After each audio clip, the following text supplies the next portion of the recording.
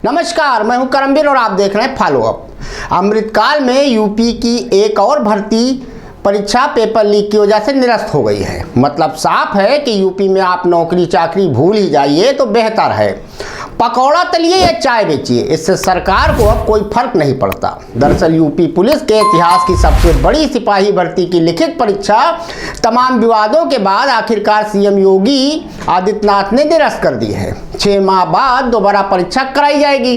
हालांकि उससे पहले परीक्षा में सेंधमारी करने वालों को चिन्हित कर उनके खिलाफ सख्त कार्रवाई की जाएगी। सीएम ने दोषियों को चिन्हित करने की जिम्मेदारी एसटीएफ को सौंपी है। परीक्षा निरस्त होने की कुछ अहम वजह हैं, आइए जानते हैं उनके बारे में। पहली वजह तो ये है कि परीक्षा खत्म होने से पहले ही पेपर वायरल हो गया था। सिपाही भर्ती परीक्षा 17 और 18 फरवरी को दो पालियों में आयोजित होनी थी। पहले दिन पहली पाली की परीक्षा के दौरान ही सोशल मीडिया के विभिन्न प्लेटफॉर्म में कुछ प्रश्न पत्र और आंसर की वायरल होने लगे। पुलिस अधिकारी इसे फेक बताकर नकारते रहे। जो प्रश्न पत्र पहले दिन पहली पाली में वायरल हुआ वह दूसरी पाली के प्रश्न पत्र से काफी मिलता जुलता था। इसी तरह दूसरे दिन भी शाम की पाली का प्रश्न पत्र वायरल हुआ, जिसके चलते पूरी परीक्षा सवालों के घेरे में आ गई। दूसरी वजह है कि छात्रों का इससे गुस्सा बढ़ता जा रहा था।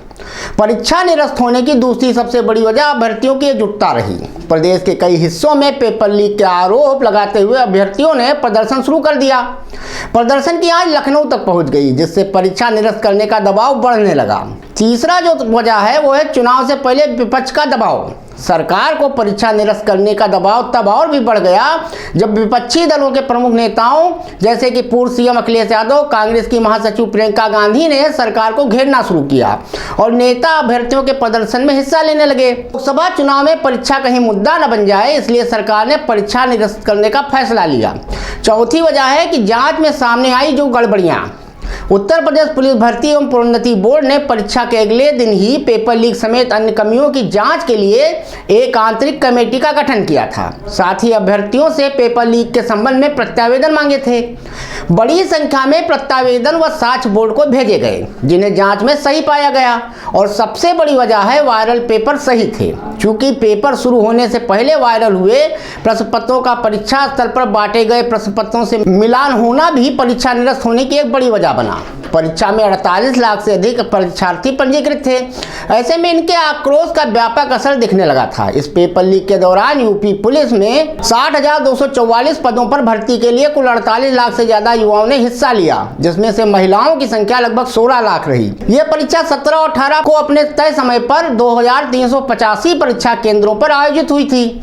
लेकिन परीक्षा शुरू होने के साथ ही सोशल मीडिया पर इस परीक्षा का पेपर लीक होने की खबरें आने लगी। 17 फरवरी को सुबह 9:30 बजे @IAMAKSTNLIN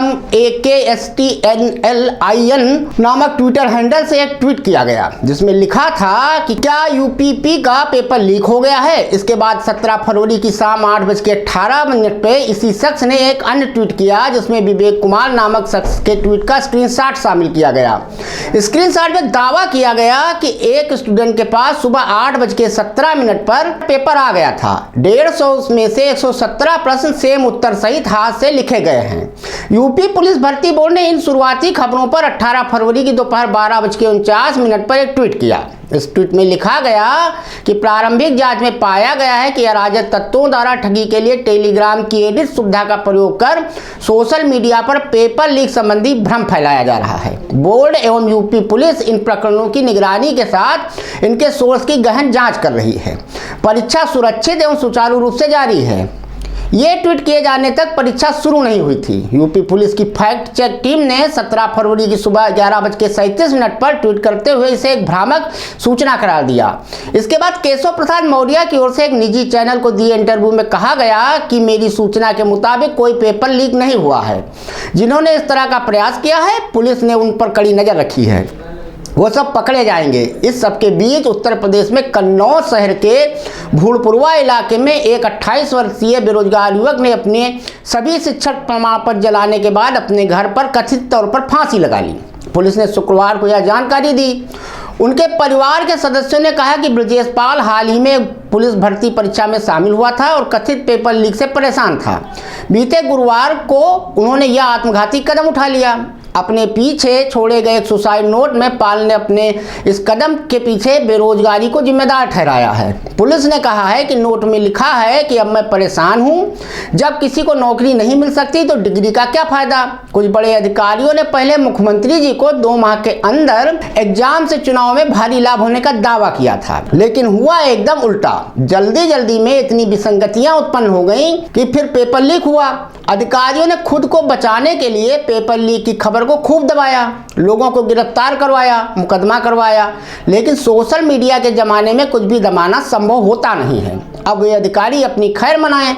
अगर अधिकारियों ने खुद का बचाव न करते हुए सरकार को सही जानकारी दी होती तो यह निर्णय जल्द ले लिया गया होता, तो ऐसे नौजवानों की जान बच जाती। क्यों ना बोर्ड के दोषी अधिकारियों के खिलाफ हत्या का मुकदमा दर्ज हो, ऐसा भी कुछ बच्चों का कहना है। अब देखने वाली बात होती है कि 6 महीने के अंदर ही चुनाव है, योगी जी क्या करते हैं, अगला जब होगा फिर से ये परीक्षा होगी, फिर क्या होगा, क्या पुख्ता इंतजाम होंगे। तब तक धन्यवाद।